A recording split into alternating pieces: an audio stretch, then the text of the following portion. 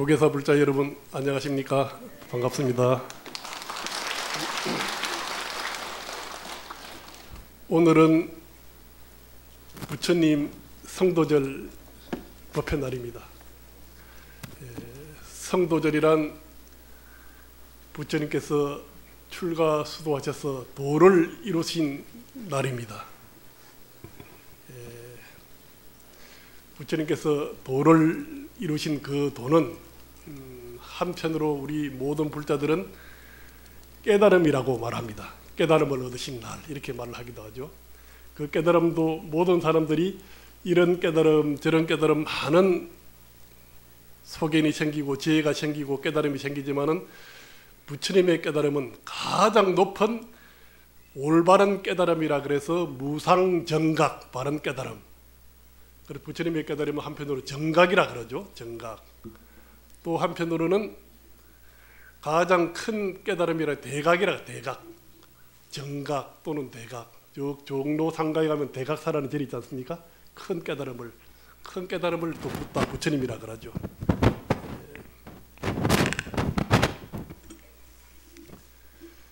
또 한편으로는 무상, 정각 또는 대각 이어서 또 원각. 원각은 둥글다는 뭐 빠진 것 없이 이지레짐이 없이 흠이 없이 다 완벽한 둥글한 원자니까 즉 완벽한 깨달음이다. 그래서 부처님의 성도 깨달음은 정각이라 그러기도 하고 대각이라 그러기도 하고 원각이라고도 이렇게 이야기를 합니다. 오늘은 부처님 성도절, 성도절의 의미를 기리고 새기는 날입니다. 또 깨달음대로 실천하고자 마음을 다짐하는 날이기도 하고 부처님의 깨달음의 내용을 다시 한번 상기하기 위해서 오늘 제가 좀 말씀을 드리겠습니다. 부처님의 깨달음은 무엇인가? 해인사 8만 대장경을 모셔난 장경 판전 입구 대문의 양쪽 기둥에 글씨를 써서 새겨놨습니다. 왼쪽의 기둥에는 부처님의 깨달음의 자리는 어디에 있는가? 깨달음이란 도대체 어디에 있는가? 이렇게 하는 질문이 왼쪽 기둥에 있고 오른쪽 기둥에는 우리가 살아가는 생활의 현장이 나고 죽는 우리 생활 현장이 바로 깨달음이 있는 곳이다. 이렇게 답을 한단 말이죠. 8만 대장경이라면 바로 부처님께서 깨달으신 깨달음의 내용을 45년간 쭉 설법을 하셨는데 그 깨달음의 내용을 모셔난 8만 대장경 판전 입구 대문에다가 깨달음이란 어디 있는가 물으니까 저 하늘에 있다거나 신의 뜻에 있다거나 또 내생에 있다거나 이런 것이 아니고 이 현실을 초월하는 어떤 곳에 있다는 것이 아니고 나의 깨달음은 여러분들이 사는 또 우리들이 살고 있는 삶의 현장 나고 죽고 늙어가고 여러 가지 희로애락이 있는 이 삶 속에 나의 깨달음이 있느니라. 이런 것을 먼저 착안하고 염두에 두고 나의 이야기를 들어라 하는 이런 말씀이겠죠. 부처님이 이러한 깨달음을 얻은 지가 참 오래전 일입니다. 올해 혹시 불기 몇 년인지 아십니까? 2563년. 그러면은 부처님이 깨달으신 지는 얼마나 됐습니까? 몇 년입니까? 계산으로 하면 요즘 다 계산이 되니까. 힌트를 주려면 부처님께서는 35살 때 성도를 했다 그럽니다. 경전에 의하면은 35세 때 도를 이루셨으니까 여러분 불자님들 다 아시는 바와 같이 2563년이 이제 새해가 됐으니까 2563년이 새해 불기인데 이 불기는 태어나신 날로부터 계산하는 것이 아니고 돌아가신 지 2563년 됐다 이 뜻이 아니겠습니까? 다 아시는 바와 같이. 그런데 이제 부처님께서 성도 후에 45년간 설법하시고 열반에 드셨으니 이 돌아가신 지 2563년 더하기 45년 하면은 2608년입니다. 뭐 큰 의미는 없겠습니다. 하도 오래전이니까 뭐 약 2600년 이렇게 말하면 됩니다만은 정확하게 불기하고 연계해서 쭉 계산을 해보면은 불기 2563년 성도절은 부처님이 성도하신 지는 2608년이니까 상당히 오래전 일이지 않습니까?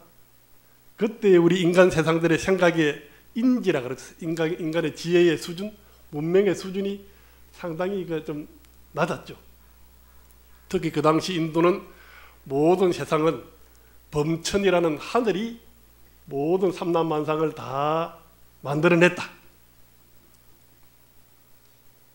사람은 태어나면은 사성 계급이 있어서 바라문 계급이 있고 귀족 계급이 있고 평민이 있고 노예가 있고 계급은 변동 없는 대대상상 이어 세습해야 되는 그런 계급의 인종의 차별이 있다. 이렇게도 알고 모든 천둥이 치면은 또 벼락이 치면은 날이 흐르면 가물면 모든 것이 제대로 뭐 과학이 발달되지 않고 인류 문명이 참 어려울 때니까 2600년 그때에 우리 인간들이 이 하늘의 이치 삼라만상을 쳐다볼 때 사람들이 살아가는 것도 요즘 민주주의 세계로서 이렇게 합리적이고 참 이렇게 납득하게끔 과학적으로 잘 운영이 합리적으로 운영이 되는데 그때는 그렇지 않은 시절입니다. 세상이 어찌 돌아가는지 지구가 둥근지도 모르던 시절입니다. 그런 시절 때 모든 것이 하늘에 어떤 신이 있어서 우리를 만들었고 사람은 잘못된 사회제도, 정치 제도에 의해서 많은 불합리한 제도에서 힘센 사람이 막 착취하고 척박한 생산의 수준도 낮아서 많은 사람들이 넉넉히 먹고 누리고 할 수가 없었던 아주 어려웠던 가난하고 힘든 시절의 세월의 2600년 전입니다.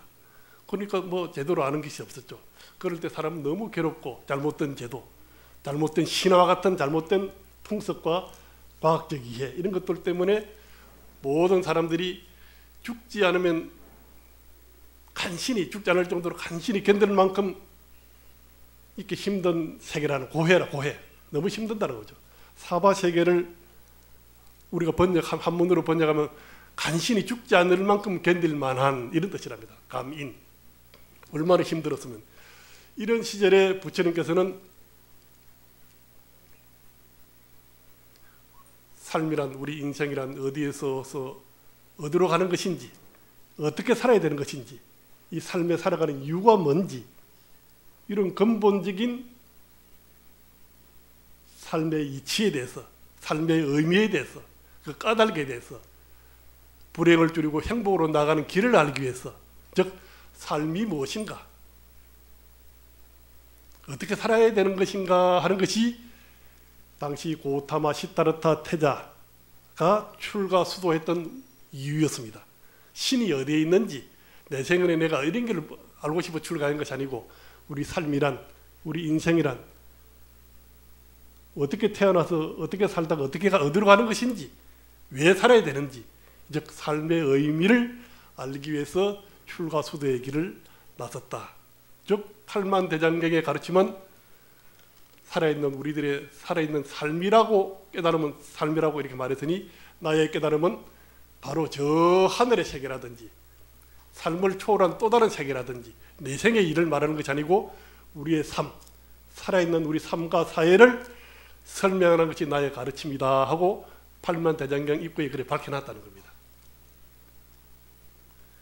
그래서 부처님의 가르침은 또 참 뭔가 우리 세속적인 가치나 세속의 사람들이 추구하는 이런 삶의 삶과 다른 뭔가 세속을 초월한 숭고하고 오묘하고 신비로운 또 다른 세계가 있을 것이고 그 세계를 말씀하신 것이다 하는 것은 아니라는 것이죠.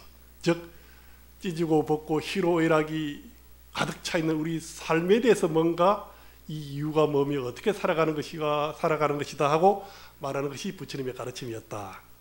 즉 봄이 오면은 이제 봄시가 그런 게 있지 않습니까? 봄이 어디에 있는지 봄 찾아서 온 산으로 둘러다니다가 나중에 지쳐서 집에 돌아와서 집안에 뜰하게 피어 있는 묘나무 꽃잎을 꺾어 보니까 내 손가락 가지 끝에 부모님이 있더라는 이야기. 즉 부처님의 가르침은 바로 우리 삶의 우리들의 이야기고 우리들의 살아가는 이야기에 대한 가르침이다. 이렇게 이제 일단 출발을 하십니다. 그렇게 해서 부처님께서 횟수로는 7년, 16년간 수도의 길을 나서서 보리수하에서 도를 깨닫습니다. 성도를 하십니다. 삶이 무엇인가는 깨달음을 얻게 됩니다. 처음에는 방법도 참 여러 가지였습니다.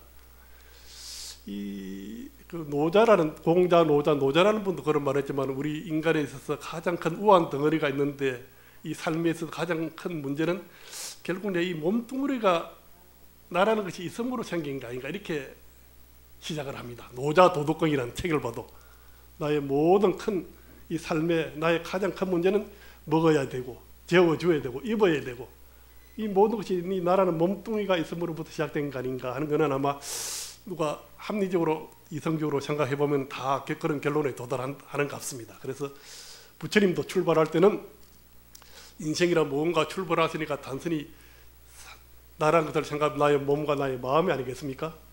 나의 마음을 잘 알고 싶어서 처음에는 선정수행을 했거든요.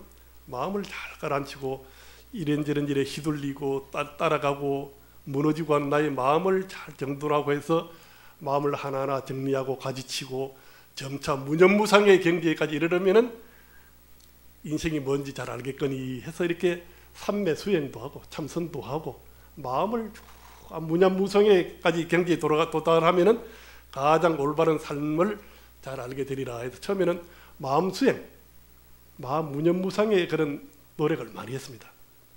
그러다 그것 가지고는 도저히 안 된다는 판단이 들어서 그것도 그렇지만 늘 때가 되면 먹어야 되고 졸리면 자야 되고 입어야 되고 춥고 이 몸뚱이가 이런데 하나하나 이끌린다는 것 자체가 완전하지 못하다.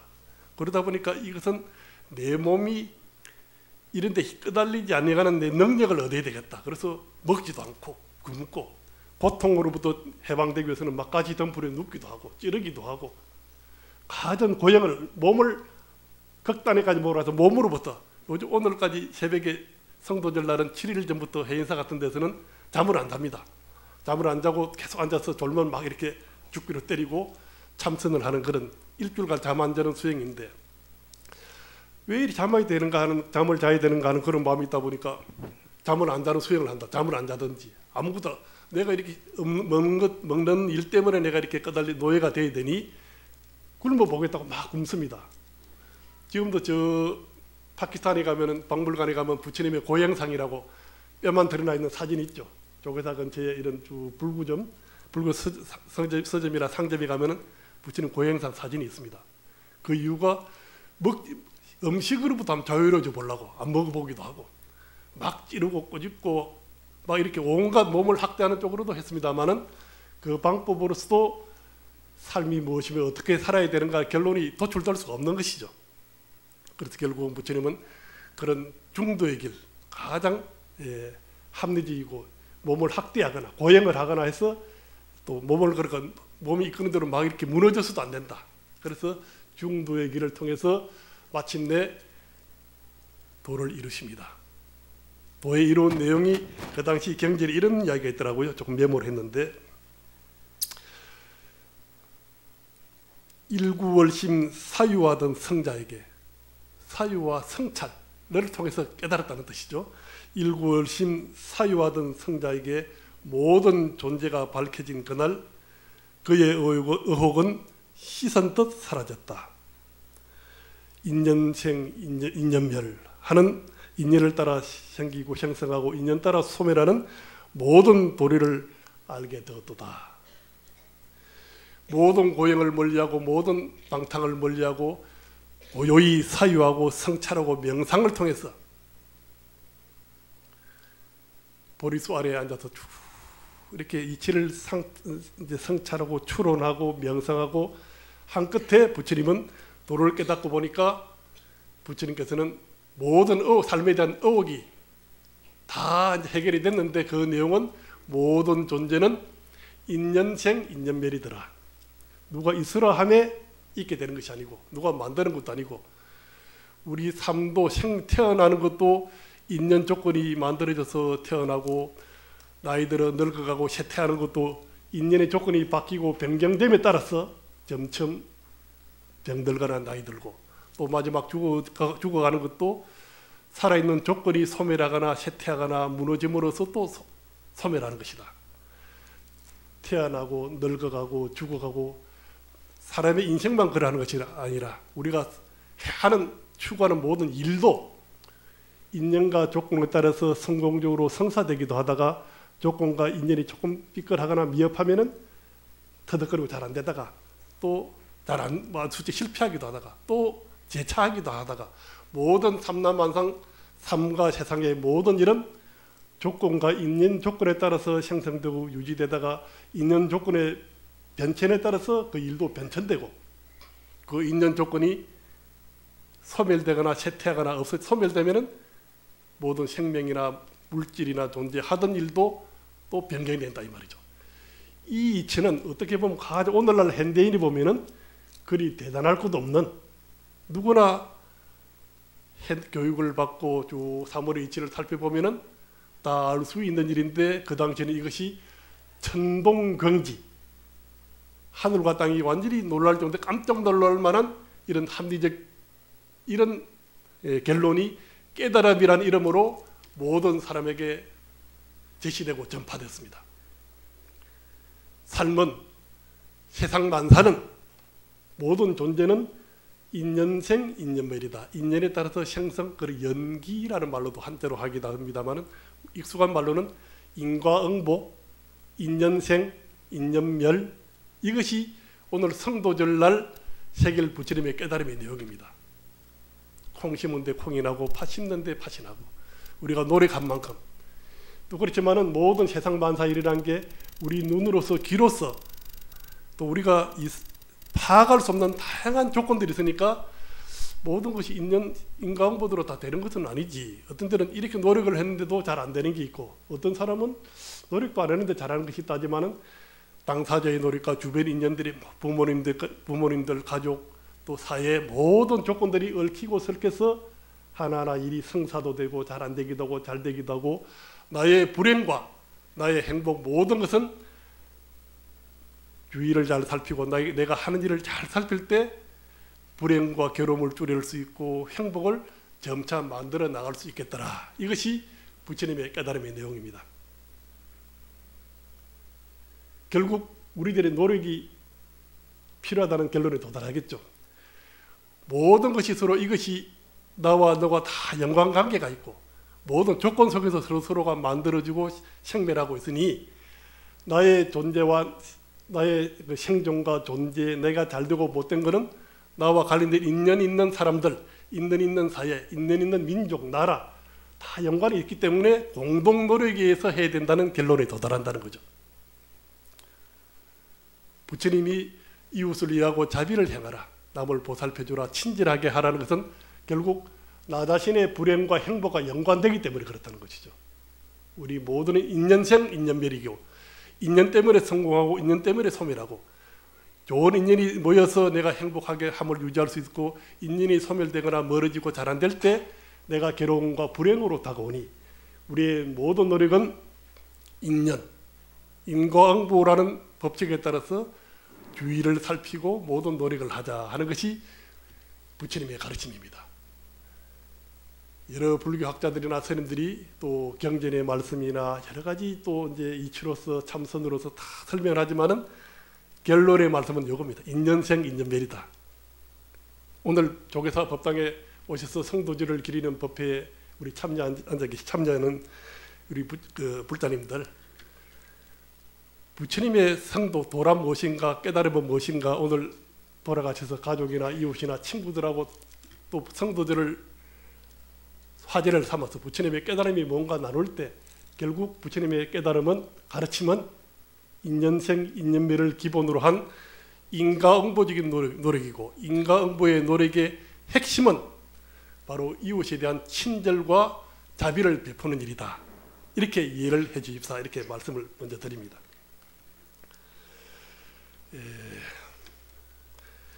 조금 전에 부처님의 인과응보라는 이제 이것 하나 세계관이죠. 우리 부처님 가르침은 이런 세계관이 있고 존재관이란 말에도 세계관이 있고 또 실천관이 실천론 이렇게 존재를 인연생 인연멸이라는 것을 알면은 그럼 우리가 어떻게 살아야 되는가 하는 것은 친절과 자비 이렇게 말씀했다는 것은 하나의 실천론이죠. 즉 부처님의 가르침은 지혜와 자비의 가르침이다 할 때 지혜는 모든 삶과 세상 만사는 인연생 인연멸이다 하는 것은 지혜의 가르침이고 또 부처님 지혜와 자비의 가르침은 인연생 인연멸 모든 것이 인연 조건 속에 살아가는 우리의 삶은 혼자만의 노력으로 되는 것이 아니고 남의 보살핌을 받기도 하고 도와줘야 되는 친절과 자비로서 이루어지기 때문에 불교의 실천과는 바로 자비의 길이다. 그래서 부처님의 가르침을 지혜와 자비의 가르침이라 하는 이유가 인연생 인연멸이라는 지혜에다가 남을 배려하고 돕고 베푸는 친절과 자비의 길이기 때문에 지혜와 자비의 길이라고 말씀드리는 것입니다. 최근에 불교신문을 보니까 충청도 충주의 충청북도죠. 진여원이라고 하는 아동보호시설이 있더라고요. 아동복지시설. 거기에 해원 스님이라는 스님이 사시는데 어린이들부터 청년들, 대학생들까지 32명을 아동 그 복지시설에 같이 살면서 이 스님 젊은 스님이신데도 같이 아버지처럼 형님처럼 이렇게 쭉 이끌면서 하나하나 보살피고 같이 어울리고 놀기도 하고 요즘 젊은 애들은 인터넷이나 게임도 하니까 게임도 같이 어울리면서 장학사업도 학교도 보내주고 같이 놀고 보살피 직업까지 또 결혼까지 시켜주는 그런 훌륭한 스님이 계시더라고요. 대개 스님이 그렇지는 않으신데 그 스님은 아주 또 신도님들한테는 자비를 하라 그런지는 모르지만 스님들이 직접 몸소 하진 않는데 이 스님은 직접 그렇게 자비행을 시내 속에서 진여원이라는 아동복지시설에 다는데 그 스님이 하시는 말씀이 어떤 말이냐니까 자비심은 우연히 갑자기 생기는 것이 아니라는 겁니다. 우리 몸과 마음의 습관이 돼야 자비심과 자비행을 말할 수 있다는 것이죠. 아까 말씀드렸죠. 인연생 인연멸이기 때문에 우리가 친절하고 자비행을 해야 된다지만은 그런 생각입니다. 생각. 머리 남이 힘들어도 귀찮았어. 또 언젠가부터 마음이 시들하고 냉담해져서 남의 힘든 거 봐도 그냥 차가운 도시의 보살님이 되거나 차가운 도시의 스님이 되거나 사람처럼 이제 잘 그렇게 마음은 그렇지만 마음은 그 실제 자비심으로서 우러나고 자비 행하지는 않지 않습니까? 그 이 해원 스님이란 진여원 스님은 자비심은 몸과 마음의 습관이 돼야 되지 그냥 자비가 안 된답니다. 늘 자비심을 우러나는 습관과 자비행을 하는 습관이 들어야 이제 자비심을 한다는 거거든요. 그러니까 그 말씀을 들어보니까 저는 쭉 경전을 다시 한번 생각해보고 쭉 생각을 해보니까 몸과 마음에서 자비심이 습관이 되도록 하기 위해서는 어떻게 해야 되는가 하고 생각을 해보니 저는 결론이 기도를 하는 것이 저는 자비심을 배양하는, 자비심을 습관화하는 가장 최상의 방법이다. 우리가 기도라 그러면은 뭔가 기복불교다 해서 뭔가 좀 수준이 낮은 불교다 하지만 그렇지 않습니다. 물론 기도는 이 세상 만사에 시달리면서 고달픈 세상 만사에 의지할 바도 없고 힘들 때 삼보에 불보성 삼보에 의지하는 마음도 가필로고자 하는 마음도 기도입니다만은 불교에서 말하는 기도는 어려움에 처한 힘든 고통받고 괴로움에 처해 있는 이웃을 배려하고 저 사람들이 불쌍하다, 저 사람이 잘 되었으면, 저 사람이 잘 되기를 이렇게 바라는 마음을 기도라고 한다 그러거든요. 기도라는 것은 세상사 고달픈 나 자신을 위한 어떤 간절한 기도도 있지만은 내 가족과 내 아들, 딸, 내 가족들, 이웃들. 잘은 모르지만 저 아프리카 TV 보면 어린애들이 그 병이 들고 힘들어 사는 그 어린애들 장비를 비추면서 전화 한 통만 돌려달라고 이렇게 하지 않습니까? 측은심을 느끼는 이유가 뭐겠습니까? 자비심이 있어서 그러거든요. 자비심을 일단 배양을 해야 자비행이 온다는 거죠. 고인물이 넘쳐야 또 흘러 넘치듯이 자비심이 없는데 자비행이 오지 않지 않습니까? 자비행을 하라고요. 자비행을 하기 위해서 먼저 자비심을 배양해야 되는데 자비심을 배양할 때는 타인과 이웃과 힘든 사람에 대한 배려하고 잘 됐으면 도와줬으면 저 사람이 잘 되기를 너무 안쓰럽다는 마음을 늘 길러야 되는 것이 기도라는 것입니다. 우리 한국의 불자님들도 늘 존경하는 티벳의 달라이라마 가르침이 책으로도 TV로도 많이 소개가 되고 있지 않습니까? 최근에 이 달라이라마 존자를 31년간이나 우리나라 스님인데 티벳의 라다카에 가서 인도 북부 지방입니다. 그 이제 달라이라마를 31년간 지책에서 모시기도 하고 말씀도 듣고 지도도 받고 수행했던 청전 스님이라는 스님이 계시는데 그 스님이 최근에 영기국했습니다. 강원도 저 정선에서 지금 수행을 하면서 이제 법도 설법도 하고 글도 쓰고 하시고 계십니다만은 이 청전 스님이 최근에 소개를 하기를 내가 달라이라마를 참 대단히 훌륭하게 생각하는 달라이라마께서는 늘 스스로 말하기를 나의 종교는 친절이다 이렇게 말한다는 겁니다. 그러면서 어느 날 보니까 큰 법회 자리에 달라이라마 존자가 계시는데 법회 가면 사람들이 이렇게 막 계시지 않습니까? 그런 자리에 있는데 하루는 달라이라마께서 저 뒤에 앉은 할머니 한 분을 앞으로 좀 놓으시. 여지저리 이 자리 같으면 아무개 보살님 좀 앞으로 좀 나와보시죠 하고 이렇게 부르더랍니다. 앞으로 해서 할머니 이 보살님께서 저를 위해서 늘 우유를 불단에 올려놓고 저를 위해서 늘 기도를 해주신다며요. 너무 고맙습니다 하고 박수를 부탁하면서 이렇게 달라이라마를 자신을 위해서 기도해 주신 할머니를 앞으로 좀 놓으시라 해서 소개도 하고 저를 위해서 기도해 주셔서 너무 고맙다고 이렇게 이야기를 한다는 겁니다. 형불이라 부르고 관세음보살의 화현이라 부르는 달라이라마라는 그분도 신도 한 분이 자신을 위해서 기도해 주는 그 마음에 그렇게 위로를 받고 용기를 얻고 고무가 되고 자기가 더 내가 열심히 잘해야 되겠구나 하는 자신감을 가지게 된다는 것입니다. 중국 정치적 사안입니다만은 중국 정부에서 박해를 받아서 59년도 60년 전입니다. 60년 전에 티베트 사람들이 다 집단 망명으로 해서 인도 북부에 조그만 땅을 좀 얻어가지고 망명 정부를 운영한 지가 벌써 60년 됩니다. 얼마나 고달프겠습니까?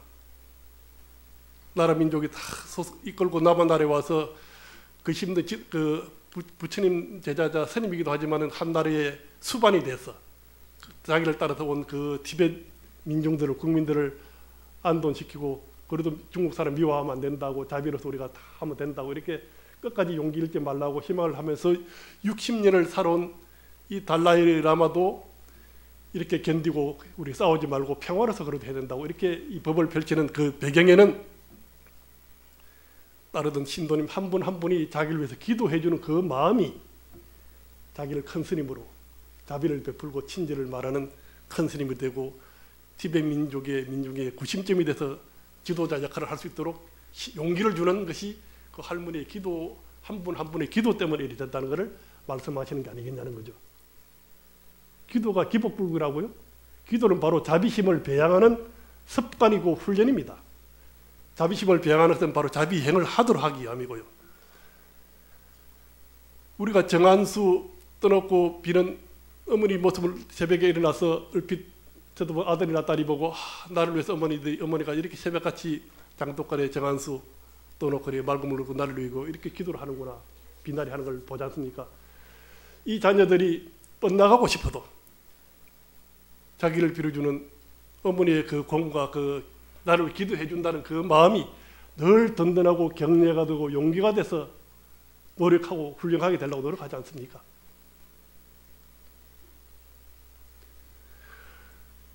비단 우리의 노력이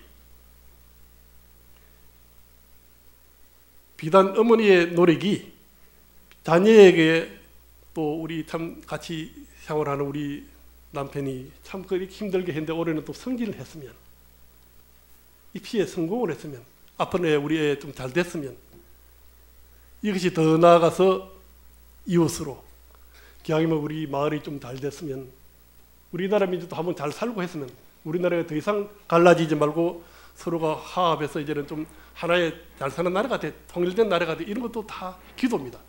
이런 기도하고 성원하고 그런 마음이 가득 차 있을 때 계기가 오면 그런 것이 자비행으로 나타나고 이러한 자비심이 반영되는 제도에 찬성표를 던지게 되고 이렇게 해서 우리가 1차적으로는 이웃에 있는 직접적인 자선행위나 배품이나 봉사로 나가지만은 또 더 확대되면은 이 모든 것이 이 사회 전체가 자비로 나아가는 자비를 점차 이루는 확대해 나가는 그런 길이 된다는 것입니다. 오늘 성도절 부처님 오신 날 깨달음은 인연생 인연멸이라는 조건에 따라서 우리 살아간다는 우리 삼남만상의 법칙에 따라서 우리도 자비행을 자비심을 베풀어야 되는데 그러기 위해서는 1차적으로 우리 불자님들은 자비심을 배양하기 위해서 나 자신과 나의 가족과 이웃을 해서 자비를 해달라고, 잘 살게 해달라고 기도하는 마음을 가져야 된다는 것입니다. 우리가 저 바람에 놀라지 않는, 뭐 그물에 걸리지 않는 바람처럼, 뭐 천둥 소리에 놀라지 않는 사자처럼, 그리고 무소의 불처럼 혼자서 가라 하는 그런 경전 구절 어디서 들은 적 있죠?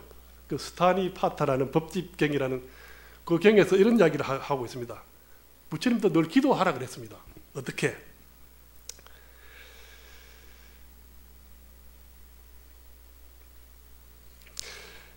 가르침의 도리를 잘 이해한 사람이, 즉 인연생 인연멸이라는 이치를 잘 아는 사람이, 가르침의 도리를 잘 이해한 사람이 자유의 경지를 얻은 다음에 할 일은 이것이다. 기도를 해라. 좋은 말을 쓰고 말을 부드럽게 하며 거만하지 말며 오직 이러한 자비만을 닦으라. 어떻게? 일체에 살아있는 생명들이 행복이 있으라, 평화 있으라, 안락이 있으라, 이렇게 늘 축원하고 기도하라 그랬습니다. 모든 중생들이, 모든 생명들이, 생명 있는 모든 존재들이 평화와 안락과 행복이 있으라고 늘 축원하는 마음으로 이웃을 대하는 이런 자비심이 늘 배양을 해야만이 자비행으로 나갈 수 있고 모든 일을 평화롭게 행복하게 만들어갈 수 있다는 이런 가르침이 부처님의 가르침의 핵심이라는 것입니다. 지혜와 자비의 핵심. 그래서 우리 자택에서나 법당에서나 일상생활 속에서 늘 기도하는 마음으로 한다는 것은 그 기도의 내용은 내 자녀들과 가족과 이웃을 위하는 행복을, 불행을 줄이고 청원한 마음을 좀 없애서 잘 되기를 하는 마음을 늘 가지고 성원하는 마음, 용기를 응원하는 마음이 바로 기도다. 이렇게 이제 이해를 해주시고요. 이런 기도는 한 사람의 기도로서 끝나지 않고 주위에 이런 기도하는 마음이 모여지면 주위에 계속 확대가 됩니다. 확산이 됩니다. 여러분들 마지막 하나 우화 이야기 하나 하고 마무리하도록 하겠습니다. 심청전 아시죠? 심청전, 우리 누구나 잘 아는 판소리로도 심청전이 바로 부처님의 이 지혜와 자비의 가르침을 기본으로 하고 있다고 이야기합니다. 물론 심청전에 심청이라는 이름이 심자 마음을 청정하게 맑게 한다는 그 뜻도 포함되어 있답니다. 이름을 교묘하게 심시에다가 맑을 청인데 달리 말하면 우리 마음을 맑게 하는 것이고, 아버지 신봉사 심학규는 마음을 잘 배운다는 뜻이 그 속에 포함되어 있어서 심청전이야말로 각자 우리 마음을 올바로 밝혔어. 오늘의 성도절의 뜻을 포함하자면은 마음을 밝히고 깨닫고자 하는, 마음을 깨닫서 자비를 향하자는 가르침이 심청정 속에 포함되어 있다는 겁니다. 이 심청이가 인당수 물에 빠져서 3년이 물에 빠져서 이제 죽던 차에 용왕님의 보살핌을 받아서 용왕에서 왕후가 되어서 3년이 지나는 사이에 어느 날 용왕님께 부탁을 해서 소청을 했어. 부탁을 해서 두고 우리 아버님 한 번만 좀 이렇게 찾아뵐 수 있도록 해달라 청을 하지 않습니까? 그래서 청을 받아들인 용왕이 이제 조선 팔도 우리 명인분들, 봉사분들 다 전부 다 모아가지고 팔도에 모아서 잔치를 베풀면 너가 아버지도 오지 않겠나? 그때 한번 아버지를 만나보도록 하자 해서 전국에 있는 명인분들을 모셔서 큰 잔치를 베풀게 되죠. 그 잔치를 거나하게 큰 파티라도 잘 공양을 모셔서 다 드시게 하고 난 뒤 한 분 한 분 이제 봉사님들을 이렇게 안내를 해서 앞으로 나오게 해서 이렇게 어디 사시는 누군지 쭉 이렇게 그분의 신상을 이렇게 묻습니다. 그래도 한 분 한 분으로 다 잘 드시기는 다 참 훌륭하신 분들인데 잘 드셨지만은 자기 아버지는 다 아니죠. 한 분 아버지다 어느 저 뒤쪽에 있는 누추한 봉사 한 분을 모시고 앞에 쭉 이렇게 어디서 오신 누구시고 어떤 분이시냐고 이제 이렇게 질문을 하니까 이 신봉사죠. 나서 하는 말이가 소명이 아뢰겠습니다. 소명이 아뢰겠습니다. 이 소명은 황주 도화골 도화동에 사는 그가 고향인데 이름은 심학규라고 합니다. 을충년 정월달에 산후딸로 상처를 해가지고 어미에는 여식을 딸아이를 골목길을 다니면서 참 동양젖을 키워서 이렇게 참 겨우겨우 키워내가지고 15살이 되었는데 딸의 이름은 청이요. 효행이 출중해서 늘 내 맹인 지팡이를 앞서 끌고 다니면서 자기를 들고 다니면서 동양으로 다니면서 이렇게 구명 도명을 이렇게 살고 있는데 어느 날 공양비 300성만 몽원사에 시주하면 내 눈이 이렇게 뜬다 그러는 그 말을 듣고는 내 딸이 그만 남경장사한테 몸을 팔아가지고 인당수에 몸을 던져 죽은 지가 3년이나 지났는데 아직 눈도 못 뜨고 이렇게 딸만 죽인 놈이 되었으니 나를 넣어서 이렇게 처벌하여 주시사 이렇게 이제 신봉사가 이야기를 하죠. 심청전에 이렇게 그 다음에 이렇게 놓습니다. 심항우 거동 봐라. 그 말을 듣자마자 산호주림을 그들쳐 차버리고 우르르 내려오면서 부친의 목을 안고는 아이고 아버지 하고 한다는 거 아닙니까? 그러니까 신봉사 아버지라니 아니 이게 누구요? 나는 아들도 없고 딸도 없고 하나밖에 없는 무남동 여의동 딸은 물에 빠져 죽은 지 3년이나 됐는데 아버지라니 웬 말이냐고. 그러니까 청이가 아이고 아버지 아직도 눈을 못 뜨셨어. 물에 빠진 심청이가 살아 들어와서 이렇게 다시 아버님을 찾아보고 이렇게 찾아왔는데 어서서 눈을 떠서 나를 보소. 이 소년을 보소서 하고 막 이렇게 몸을 줄고 우니까 이것이 꿈이냐 생시냐 내가 지금 죽어서 용궁천지에 와 있는지 이게 꿈인지 도저히 믿기지가 않는다. 아이고 답답해라. 내 딸이면 보고 싶다. 그렇지만 눈이 있어야 눈을 떠야 이게 딸을 보지. 아이고 답답하라 하면서 막 이렇게 하면 눈을 뜨려고 이렇게 애를 쓰다가 끔뻑끔뻑하다가 눈을 번쩍 이렇게 뜬다는 거 아닙니까? 그때 이 심청전의 병민은 이렇게 출천행효 효향을 하던 딸의 어떤 효영심 때문에 눈을 뜬 것도 참 감동이지만은 이어지는 것이 더 감동이죠. 이렇게 신봉사가 대명청지에 밝은 눈을 뜨게 됩니다. 하나게 되는데 이 덕분으로 심청전에는 만좌, 온 이 만자한 명인들이 한 자리에 같이 다 눈을 뜬다 그럽니다. 만자의 명인이 같이 그냥 개평으로 눈을 뜬다 이렇게 표현했어요. 맞지?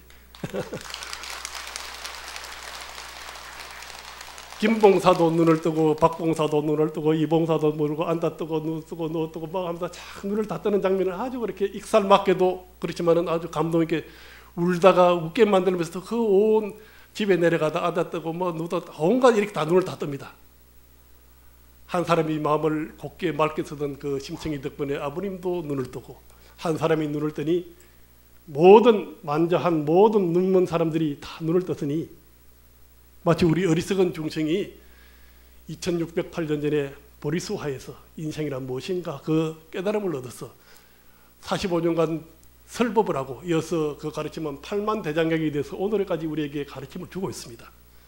이 가르침을 통해서 또한 오늘 성도절 이 법석에 같이 이 모인 인연으로 봉사 모임에 잔치에 참석한 모든 봉사들이 또 조선팔도 모든 봉사들이 동시에 또 광명천지 눈을 뜨듯이 성도들 이 자리에 참여하신 모든 불자님들 인연생 인연멸 그리고 자비를 행하고 자비를 행하기 위해서 늘 기도하는 마음 자비심을 배양하는 마음으로 살아가는 일이 바로 부처님의 성도절의 의미를 새긴 일이요 눈을 밝게 뜨는 일이고 눈만 밝게 뜨는 게 밝게 뜬 눈으로 이웃을 위해서 친절과 자비를 베푸는 일이다.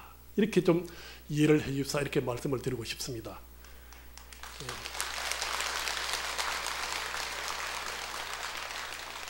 유마경이라는 경전에는 한 마음이 청정하면은 모두의 마음이 여럿의 마음이 청정해지고 여럿의 마음이 청정해지면 국토가 청정하고 한 국토가 청정하면 일체 국토가 청정해진다. 청정이지 심청의 청 같은 청입니다. 우리들의 자비심으로 인해서 한 사람의 자비심에 그 출발은 기도로부터 그 자비심이 자비행으로 온 세계가 맑아지고 따뜻해지고 이 세계가 전체가 밝아지고 따뜻해진다는 부처님의 가르침을 다시 한번 상기하는 성도들이 되었으면 합니다. 그래서 우리 모든 불자님들 가정도 안락하고 평화롭고 행복해 주시길 바라고 우리나라 전체가 나아가서 다 행복과 안락과 평화로운 나라가 되도록 기원합니다. 여러분 대단히 감사합니다.